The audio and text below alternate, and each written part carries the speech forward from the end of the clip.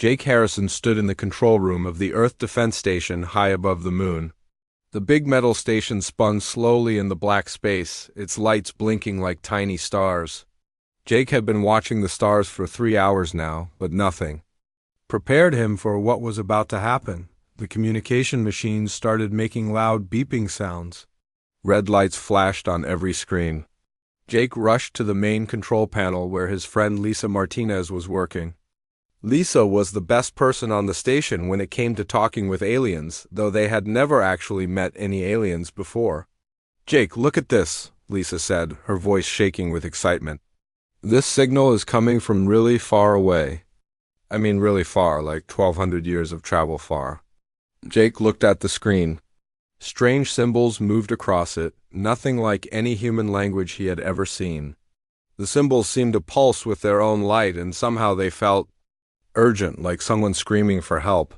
"Can you understand what they are saying?" Jake asked. Lisa typed fast on her keyboard. The computer was trying to break down the alien language. After a few minutes, words started appearing on the screen in English. "Help us. We are dying. The devourers are coming." "Please help us." Jake felt cold.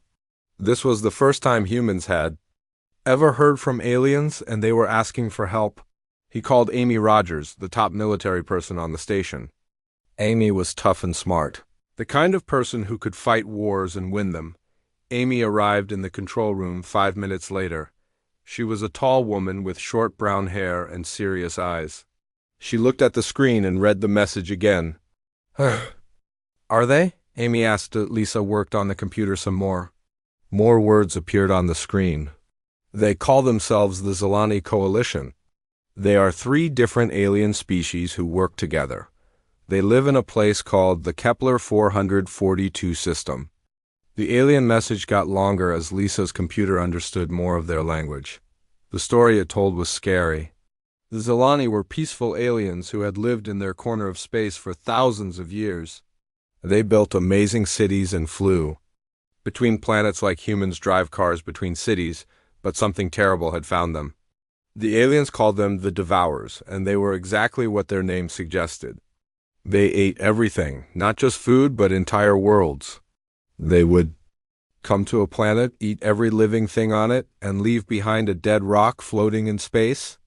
"How many worlds have these Devourers eaten?" Amy asked. Lisa asked the computer to find that information in the alien message. The answer made everyone in the room go quiet.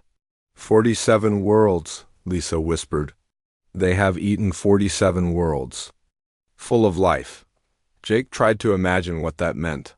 47 entire planets, each one maybe having billions of living things, all gone. It was like someone had erased 47 Earths from existence. The Zilani message continued. They had been fighting the Devourers for many years, but they were losing. The Zilani were peaceful people who did not like war. They had built great machines to defend their worlds, but the Devourers kept coming with more and more ships. "They are offering us something," Lisa said, reading more of the message. "They will give us all their technology and knowledge if we help them fight." Amy looked interested. "What kind of technology?" The answer came quickly. The Zilani had machines that could make people live much longer.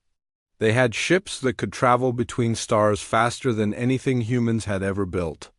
They had computers that could think and learn like people.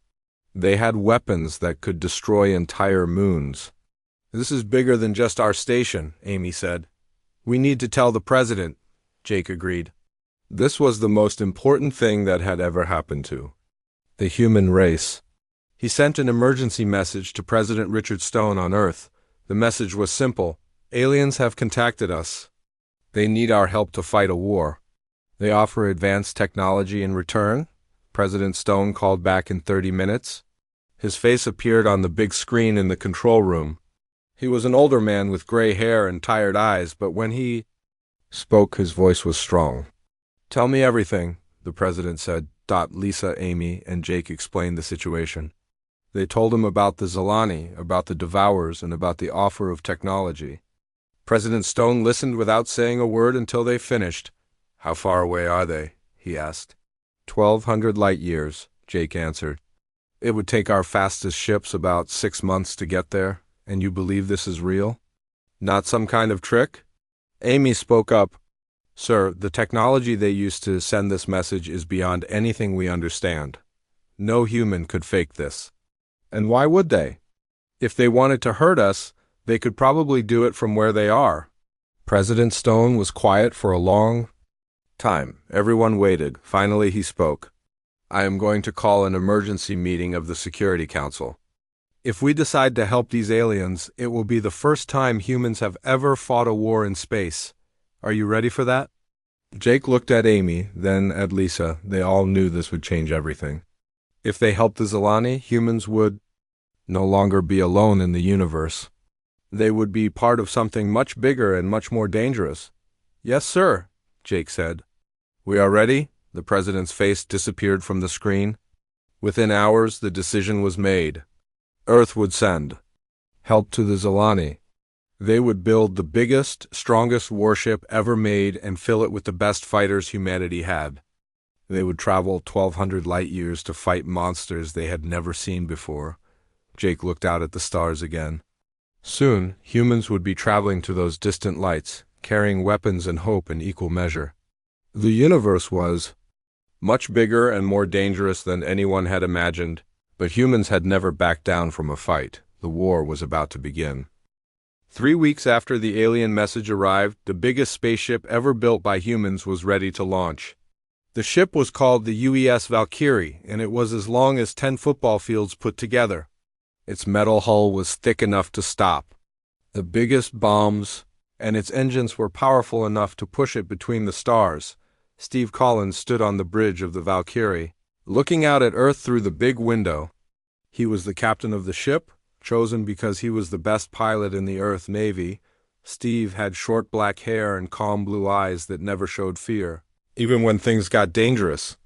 All systems are working perfectly, Captain, said Kate. Sullivan, walking up to stand beside him. Kate was in charge of all the soldiers on the ship. She was a tough woman who had fought in wars all over Earth. Her soldiers respected her, because she never asked them to do anything she would not do herself. Behind them, Peter Kim was working at a computer station. Peter was a scientist who studied alien life, though until now he had only studied the idea of aliens, not real ones. He was talking to the Zilani through the communication system, learning as much as he could about their world and their enemy. The Zilani are sending us more information about the Devourers, Peter said.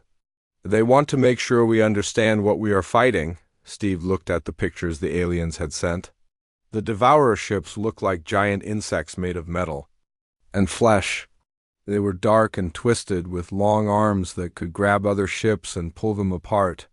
The ships seemed to be alive, growing and changing instead of being built like human ships. How many people are on our ship? Steve asked Kate. 2,000 of Earth's best fighters, Kate answered. We have soldiers, pilots, engineers, doctors, and scientists, everyone who might be needed for this war. The Valkyrie had weapons that could destroy entire cities. It carried nuclear bombs, plasma cannons, and laser guns that could cut through the thickest armor. The ship also had smaller fighter planes that could fly fast and attack the enemy from different directions. Ryan Davis was in charge of all the weapons on the ship. He was a young man who understood how to make things explode better than anyone else in the Earth military. Ryan spent his days studying the alien pictures and figuring out the best way to fight the Devourers. Their ships are alive, Ryan told Steve. They can heal themselves when they get hurt, but they are still made of flesh and metal, so our weapons should work on them. The journey to the alien world would take 6 months. The ship would travel faster than light, moving through a special kind of space that let it cross huge distances. Quickly, during the long trip, everyone on the ship had jobs to do. The soldiers practiced fighting every day. They learned how to use their weapons in zero gravity and how to fight in the strange environments they might find on alien worlds. Kate made sure every soldier knew how to fix their equipment and take care of their teammates. The pilots practiced flying the small fighter ships. They learned how to work together in big groups and how to attack enemy ships that might be very different from anything they had ever seen before. They practiced until they could fly and fight without even thinking about it. Peter talked to the Zilani every day. He learned that they were not just one type of alien, but 3 different species who had become friends long ago. The first species looked like living crystals that could think and talk. The second species was like humans, but with blue skin and 4 arms. The third species was very small and flew around in the air like birds. They are very old, Peter told Steve. They have been living in space for thousands of years, longer than humans. They have amazing technology, but they do not like to fight. They build things and explore and learn, but they are not warriors. The Zilani had sent detailed maps of their solar system. They had 5 planets, and 3 of them were full of life. The aliens had built beautiful cities that floated in the air and underwater bases where they studied ocean life. They had farms that grew food without soil and factories that made everything they needed, but the maps also showed the damage the Devourers had done. 3 planets in nearby systems had been completely destroyed. The aliens sent pictures of what was left, and it was terrible. The planets looked like they had been eaten by some giant monster, leaving only empty rocks behind. The Devourers do not just kill, Peter explained. They take everything. All the plants, all the animals, all the water, even the air. They leave nothing behind. As the Valkyrie traveled through space, Steve spent time learning about the aliens they were going to help. The Zilani were peaceful and kind. They had never fought a real war before. They had built machines to defend their worlds, but they did not know how to plan battles or command armies. They are like children when it comes to fighting, Kate said after reading the alien reports. They know their enemy is dangerous, but they do not understand how to fight back effectively. The Zilani leader was named Vex-9. He was one of the crystal aliens, and he had been talking to Peter every day. Vex-9 was very worried about his people. He knew that without help from Earth, all the Zilani would die. We have tried to fight the Devourers for many years, Vex-9 told Peter during one of their conversations. But every time we destroy one of their ships, 2 more take its place. We do not understand how they make so many ships so quickly. Ryan studied the alien weapon designs. The Zilani had powerful energy weapons that could destroy mountains, but they were not good at using them in battles. They had built their weapons to defend their cities, not to attack enemy fleets. We need to teach them how to fight, Ryan told Steve. They have good weapons, but they do not know how to use them properly.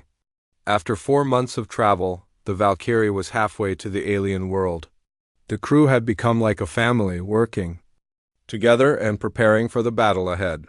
They knew they were going to fight an enemy that had destroyed many worlds, but they were not afraid. Steve looked at his crew and felt proud. These were the best people Earth had to offer. They were smart, brave, and ready to fight for people they had never met. If anyone could help the Zilani win this war, it was them. 2 months until we reach the alien system, Steve announced to everyone on the ship. Make sure you are ready. This will be the most important battle humans have ever fought. The stars ahead looked peaceful, but Steve knew that behind them waited an enemy unlike anything humans had ever faced. The Devourers were coming, and soon the war would begin. The used Valkyrie dropped out of light speed at the edge of the Kepler 442 system. Steve Collins stood on the bridge, watching the stars change from lines of light back to tiny points. After 6 months of travel, they had finally reached the alien world. "Captain, I am reading thousands of enemy ships," said Ryan Davis, looking at his computer screen with wide eyes. "They are everywhere." Steve looked at the main display screen. The computer was showing him a map of the solar system, and it was covered with red dots. Each red dot was a Devourer ship. There were so many of them that they looked like a red cloud surrounding the alien planets. "How many?" Steve asked. "Over 10,000 ships," Ryan answered. "Maybe more." "The computer is still counting." Kate Sullivan came to stand beside Steve. She had been training soldiers for 6 months, and now she could see the enemy they would have to fight. The number of ships was much bigger than anyone had expected. The Zilani said they were losing. "But this is worse than losing," Kate said. "They are about to be destroyed completely." Peter Kim was working at the communication station. He was trying to talk to the Zilani on their home planet. After a few minutes, a voice came through the speakers. It was Vex-9, the crystal alien who had been talking to them during the journey. "Human ship, we are so happy you have arrived," Vex-9 said. His voice sounded tired and scared. "The Devourers have been gathering their ships for days. We think they are going to attack all our remaining planets at the same time." Steve looked at the map again. The Zilani had started with 5 planets, but now only 2 were still alive. The other 3 planets showed up on the map as gray dots, meaning they were dead rocks with no life left on them. "How much time do we have?" Steve asked Vex-9. "Less than 3 days," the alien answered. "Our defense systems are almost broken. We have been fighting for so long that we have no energy left." Steve ordered his crew to launch small spy ships to get a closer look at the Devourer fleet. The spy ships were very small and fast, and they could take pictures without being seen. What they found made everyone on the Valkyrie feel sick. "Captain, you need to see this," Peter said, his voice shaking. "The spy ships are sending back pictures of the Devourer ships, and something is very wrong." The pictures appeared on the main screen. The Devourer ships were even more horrible than the Zilani had described. They were huge, dark things that looked like they were made of living meat and metal twisted together. But that was not the worst part. "Look at this," Peter said, pointing to numbers on his screen. "My computers are reading DNA from inside those ships. But it is not just Devourer DNA. There are hundreds of different types of life forms in each ship." Steve felt cold. What does that mean? Peter worked on his computer for several minutes, checking the readings again and again. When he looked up, his face was pale. "Captain, those ships are not just carrying Devourers. They are carrying thousands of different alien species. And some of those DNA readings are human." "That is impossible," Kate said. "Humans have never been in this part of space before." "The readings do not lie," Peter said. "There are humans inside those ships, and not just humans. There are aliens from dozens of different worlds, maybe hundreds." Ryan was studying the pictures of the Devourer ships more carefully. "Captain, look at this. These ships have technology from different civilizations built into them. This part looks like Zilani technology. This part looks like something else entirely." The horrible truth was becoming clear. The Devourers were not just destroying the planets they attacked. They were taking the people and animals and plants from those planets and making them part of their own ships and armies. "They are not eating the planets," Steve said quietly. "They are collecting them. Every living thing they find becomes part of their fleet." Peter intercepted some of the radio signals between the Devourer ships. When his computer translated the signals, the truth became even worse. The Devourers were not one species. They were thousands of species all connected together into one giant mind. "The Devourers are not insects," Peter explained to the crew. "They are every alien race they have ever conquered. When they attack a planet, they do not kill everyone. They take them and make them part of their collective consciousness." "What does that mean?" Kate asked. "It means that inside every Devourer ship, there are thousands of people from different worlds, all connected to each other by some kind of technology. They cannot think for themselves anymore. They are all controlled by the collective mind." Steve looked at the red dots on the map again. Each dot represented a ship full of conquered people from different worlds. The Devourers have been traveling across the galaxy for who knows how long, taking over entire civilizations and adding them to their collective. "So when we fight them, we are not just fighting monsters," Steve said. "We are fighting the victims of monsters." "Yes," Peter said sadly. "Every ship we destroy will kill thousands of innocent people who were taken from their homes and turned into weapons." Ryan was studying the technical data from the spy ships. "Captain, it gets worse. The Devourer ships are using technology from every race they have conquered. They have weapons and defenses from dozens of different civilizations. Every time they conquer a new world, they become stronger. The communication system beeped, and X9's voice came through again. Human ship, the Devourers are moving. They are forming attack formations around our planets. The final battle is about to begin. Steve looked at his crew. They had come here to fight monsters, but now they knew the truth. The monsters were made up of millions of innocent people who had been taken from their homes and turned into weapons. Fighting the Devourers meant killing those innocent people. "What do we do, Captain?" Kate asked. "We cannot just leave the Zilani to die, but we also cannot kill millions of innocent people." Steve was quiet for a long time. He looked at the map showing thousands of enemy ships, each one full of people who had once been free. He thought about the Zilani, who were about to be destroyed and added to the collective. He thought about Earth, which might be the next target if the Devourers won. "We came here to fight," Steve said finally. "The people in those ships are already dead in every way that matters. If we do not stop the Devourers here, they will do the same thing to the Zilani and eventually to Earth." Peter looked at his readings again. "Captain, I am detecting something else. The collective consciousness that controls the Devourers is not perfect. There are cracks in it. Some of the conquered minds are still fighting back, even after all." "This time, can we use that?" Kate asked. "Maybe," Peter said. "If we can find a way to break the connection between the ships and the collective mind, we might be able to free some of the conquered people." Steve made his decision. "We will fight. But we will look for a way to save as many of the conquered people as possible. Prepare for battle." The crew of the Valkyrie began preparing for the most difficult fight of their lives. They were not just fighting to save the Zilani anymore. They were fighting to save every innocent person who had been taken by the Devourers and to make sure the same thing never happened to Earth. The battle was about to begin, and everyone knew that whatever happened next would change the galaxy forever. Steve Collins stood on the bridge of the Valkyrie, watching the enemy ships move closer to the Zilani home planet. Even though he now knew the terrible truth about the Devourers, he had made his choice. The Zilani were counting on them, and humanity had never run away from a fight. "All weapons ready, Captain," Ryan Davis reported from his station. "The plasma cannons are charged and the nuclear missiles are loaded. Fighter squadrons are ready to launch," Kate Sullivan added. 200 of our best pilots are waiting for your orders." Steve looked at the main screen one more time. The red dots representing enemy ships were moving into attack formation.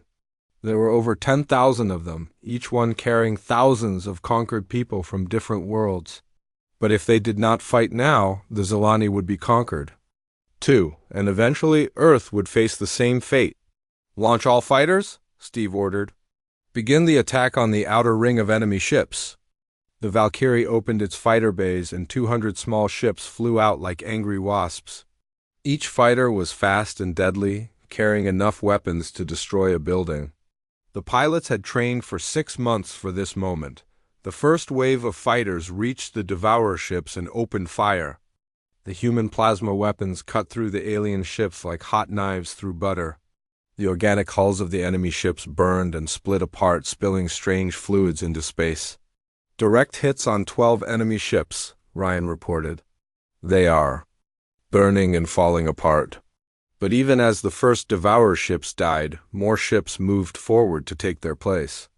The enemy fleet was so large that losing a few ships did not matter to them. Worse, the surviving ships began to change, growing thicker armor where the human weapons had hit them. "Captain, the enemy ships are adapting," Peter Kim said, studying his readings. "They are learning from our attacks and making themselves stronger." Steve watched as the Devourer ships began to return fire. Their weapons were different from anything humans had seen before. Some shot beams of energy that could melt metal. Others fired living creatures that attached themselves to the human fighters and began eating through the hull. "We are losing fighters," Kate reported. "The enemy weapons are more varied than we expected." The battle moved closer to the Zilani home planet. The Valkyrie flew into the heart of the enemy fleet, its big guns firing at every target. The ship's thick armor protected it from most enemy weapons. But the Devourers had thousands of ships, and they were attacking from all sides. Hull damage on Deck 7, reported Helen Foster, the ship's chief engineer. The enemy is using some kind of acid weapon that eats through our armor. Steve ordered the ship to land on the Zilani planet's surface. The aliens had built underground cities to protect themselves from the Devourers, but they needed help defending the entrances to those cities. Kate took 2,000 soldiers and went down to the planet's surface. What she found there was like something from a nightmare. The Devourer ground forces were not like the ships. They were living creatures that looked like they had been made by putting pieces of different animals together in wrong ways. "These things used to be people," Kate said into her radio as she watched the enemy forces approach.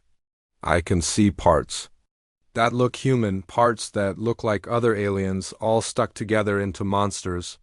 The Devourer ground forces moved like they were all controlled by one mind. When the human soldiers shot at one group, all the other groups would learn how to avoid those same attacks. Fighting them was like fighting against an enemy that got smarter every minute." Sergeant Dan Murphy led a group of soldiers defending one of the Zilani city entrances. "Major, these things are learning our tactics faster than we can change them," he reported to Kate. "Every time we try something new, they figure out how to counter it within minutes." Meanwhile, Peter Kim was working with Zilani scientists in their underground laboratories. The crystal aliens had been studying the Devourers for years, trying to find a weakness in their collective consciousness. "The connection between all the conquered minds is like a giant spider web," explained a Zilani scientist named Crick 7. "If we could cut the web, all the individual minds would be free, but they would also be very confused and probably die." Peter studied the Zilani research. "What if we could disrupt the neural networks that connect the collective mind, like jamming a radio signal?" Crick 7's crystal body glowed brighter, which meant he was excited. "Yes, that might work. But we would need a very powerful signal, and it would have to be broadcast from the center of their fleet." Helen Foster joined them in the laboratory. She was the best engineer on the Valkyrie, and she understood both human and alien technology. "I think I can build a quantum disruption weapon," she said. "It would use the ship's main reactor to create a signal that could break neural connections." "How powerful would it need to be?" Peter asked. "Powerful enough to affect every ship in the system," Helen answered. "But using that much power would probably destroy our ship too." Back on the surface, Kate's soldiers were being pushed back toward the city entrances. The Devourer creatures were not just strong and fast, they were also very smart.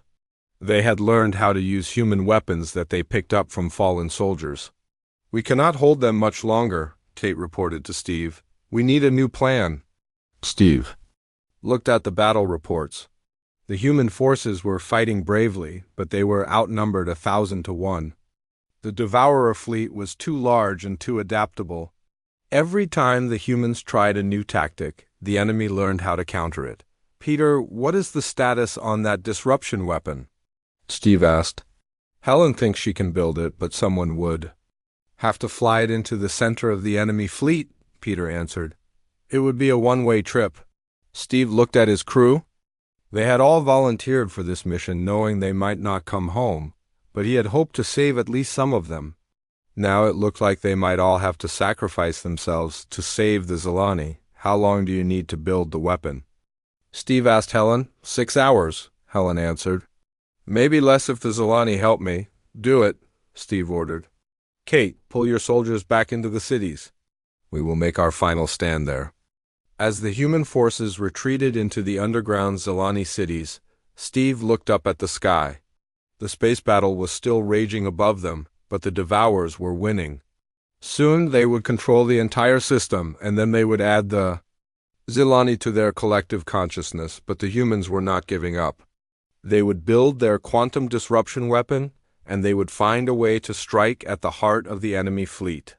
Even if it meant sacrificing themselves, they would make sure the Devourers paid a price for their conquest. The war had begun.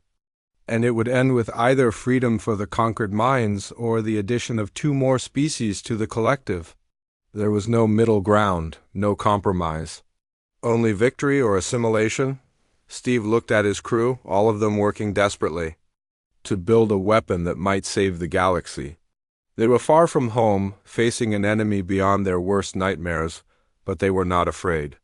They were human, and humans never gave up. The final battle was coming, and it would decide the fate of countless worlds. Helen Foster worked without stopping for 12 hours to build the quantum disruption weapon. Her hands shook from tiredness, but she kept connecting wires and adjusting circuits. The weapon was almost ready, but she knew what using it would mean. The weapon is finished, Helen told Steve Collins as he stood in the engineering room. But Captain, when we fire this thing, it will use all the power from our ship's reactor. The Valkyrie will be destroyed. Steve looked at the weapon. It was a large metal box covered in blinking lights and thick cables. It did not look like something that could save the galaxy, but Helen was the smartest engineer he knew.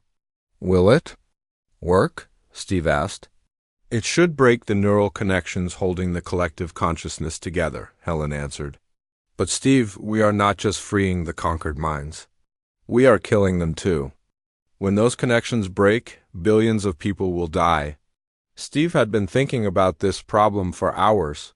The Devourers had taken people from hundreds of worlds and connected their minds together. Breaking those connections would free them, but it would also kill them because their bodies could not survive without the collective consciousness. Kim came into the engineering room. He had been working with the Zilani scientist, trying to find another way to fight the Devourers. His face was sad, and Steve knew he had not found a better solution. There is no other way, Peter said quietly. The collective consciousness is too strong. If we try to free the conquered mind slowly, the Devourers will adapt and stop us. The only way to defeat them is to destroy the entire collective at once. Kate Sullivan entered the room with dirt and blood on her uniform. She had been fighting the Devourer ground forces for hours, and her soldiers were barely holding the enemy back from the Zilani cities. Captain, we cannot hold them much longer, Kate reported. The creatures are getting smarter every minute. They are using our own weapons against us now. Steve looked at his three friends. They had traveled across the galaxy together, and now they were facing the hardest decision any human had ever made. They could save the Zilani and stop the Devourers, but only by killing billions of innocent people. How many people are we talking about? Steve asked Peter. Peter looked at his computer readings. Based on the number of ships and the DNA readings, probably 10 billion people from different worlds, maybe more. 10 billion, Steve repeated quietly. That is more people than live on Earth. The communication system beeped, and Nex-9's voice came through the speakers. The Zilani leader sounded very scared. Human ship, the Devourers are breaking through our last defenses. They will reach our cities in less than 1 hour. Steve made his decision. We are going to use the weapon. Get everyone back to the ship. We are going to fly into the center of the enemy fleet. Kate looked at him with wide eyes. Captain, that is suicide. We will never survive flying through 10,000 enemy ships. Maybe not, Steve said. But if we do nothing, the Devourers will take the Zilani and then they will come for Earth. Sometimes you have to do terrible things to prevent even worse things from happening. The crew of the Valkyrie returned to their ship. Kate brought her soldiers back from the planet's surface, and the ship lifted off into space. Above them, the sky was full of Devourer ships, all of them moving toward the planet to begin the final attack. All weapons ready, Ryan Davis reported. I have locked onto targets throughout the enemy fleet. Engineering reports the quantum disruption weapon is ready to fire, Helen said. Captain, are you sure about this? Steve looked at the main screen. The enemy fleet was spread out across the entire solar system. Each red dot represented a ship full of conquered people who had once been free. They had families and friends, and dreams just like humans did. But now they were all connected to a collective mind that wanted to destroy everything. I am sure, Steve said. Begin the attack run. The Valkyrie flew toward the center of the enemy fleet, its weapons firing at every target. The ship's thick armor protected it from most enemy attacks, but there were so many Devourer ships that some of their weapons got through. Hull damage on multiple decks, Helen reported. We are losing power to the engines. Keep going, Steve. ordered, "We need to get to the center of their fleet before we fire the weapon." The battle was terrible. Human fighters flew around the Valkyrie, protecting it from enemy attacks. Many of the small ships were destroyed, but the pilots kept fighting. They knew that everything depended on getting the big ship to the center of the enemy fleet. "We are almost there," Ryan said, watching his targeting computer. "The quantum disruption weapon should be able to reach every ship in the fleet from this position." Steve looked at his crew one more time. They had become like family during the long journey from Earth. Now they were all going to die together, but their sacrifice would save 2 entire civilizations. "Fire the weapon," Steve ordered. Helen pressed the button that activated the quantum disruption weapon. The device used all the power from the ship's reactor, creating a signal that spread out in all directions at the speed of light. The signal was designed to break the neural connections that held the collective consciousness together. The effect was immediate and horrible. Across the entire enemy fleet, the Devourer ships began to tear themselves apart. The collective consciousness that had controlled billions of minds for centuries suddenly broke into pieces. Every conquered person in the fleet regained their individual consciousness for the first time in years or decades, but their bodies could not survive without the collective mind. They had been changed too much by the Devourer's technology. As their individual minds woke up, they realized what had been done to them and what was about to happen. Then they died, all of them, in the space of a few seconds. The scream that followed could be heard across subspace. Every alien species with telepathic abilities within 50 light-years felt the pain of billions of minds as they died. It was the sound of entire civilizations crying out in anguish. As they were finally freed from their prison, the Devourer ships stopped moving and began to drift in space like dead things. The collective consciousness that had driven them was gone, and without it they were just empty shells. The Valkyrie was dying too. Using all its power for the weapon had destroyed the ship's reactor. Steve and his crew had just enough time to send a message to Earth before their ship broke apart. "This is Captain Steve Collins of the UES Valkyrie," Steve said into the communication system. "We have destroyed the Devourer fleet, but at a terrible cost. We killed billions of innocent people to save 2 civilizations. Tell Earth that we saved the galaxy, but we also became something we never wanted to be." The ship exploded in a bright flash of light. Steve and his crew died instantly, never knowing how their sacrifice would be remembered. On the planet below, Vex-9 and the other Zelani watched the sky fill with the wreckage of the Devourer fleet. They were safe, but they understood what the humans had done to save them. The aliens sent a message to Earth that would be remembered forever. "We asked for help, and you gave us salvation," the message said. "But you also showed us that humans are capable of making the hardest choices in the universe. We are grateful and terrified at the same time. The galaxy will never forget what humanity did here. The war was over. The Devourers were destroyed, and the Zelani were free. But the victory came at a price that would haunt the galaxy for generations. Humanity had proven that they could make the impossible choices that other species could not make. They had answered the call for help with destruction so complete that it saved countless worlds. But they had also shown that when humans went to war, they would do whatever it took to win. No matter how terrible the cost, the universe was a safer place, but it was also a more dangerous one. Because now every alien civilization knew that somewhere among the stars, there was a species that would choose to commit genocide to prevent an even greater evil. The humans had won the war, but in winning they had become something that would be both respected and feared throughout the galaxy for all time.